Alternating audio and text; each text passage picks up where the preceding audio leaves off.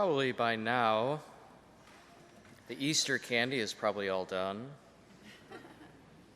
The flowers are gone, but it is still Easter. The Ascension today is really important.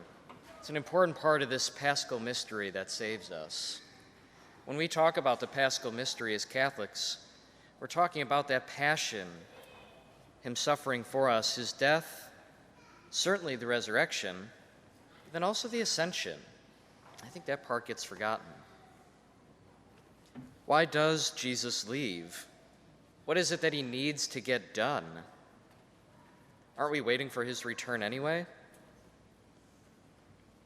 I've been waiting for about 2 weeks now for the news that I think many of you know about, but if you didn't, this Wednesday it was publicly announced that I've been assigned to a new parish, and I'll be leaving on June 21st, so about a month from now.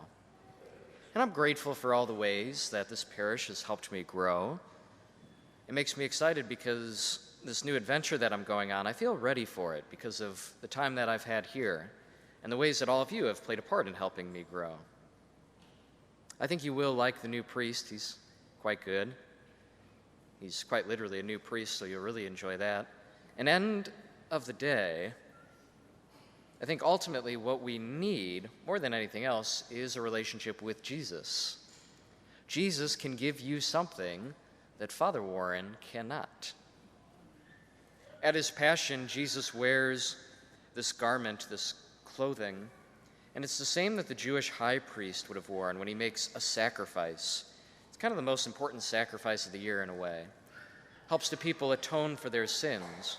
And so he goes into this temple by himself, into this holiest of places, and he offers the sacrifice before God, but then he returns to the people and he announces that this sacrifice has been completed, has been finished. And all the people would celebrate then. They'd rejoice, they'd have a feast, because they're reunited with God. Everything has been set right again, so the right response is to celebrate.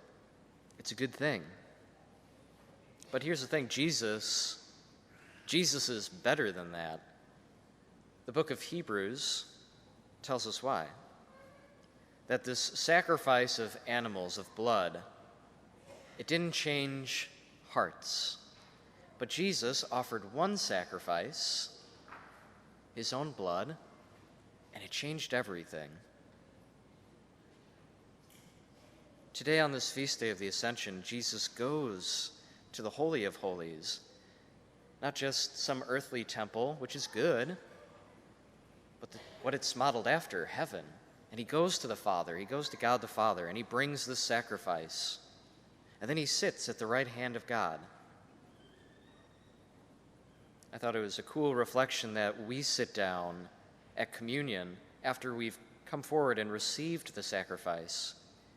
We've been united to God, and so we go and we sit down because the sacrifice is done. And then we rejoice at the end of the Mass too, don't we? We say, thanks be to God. We celebrate, we rejoice at what has happened. But now, this is maybe the most important part, is that we live right now in a time where we're waiting for Jesus to come back. We're waiting for his return from that Holy of Holies. We're waiting for his second coming so that the wedding feast can begin, the true wedding feast. And it is so important that we are ready for that we prepare for that. So, thank God for what he has done. Thank God for what he will do. And let's be ready for whatever he asks of us.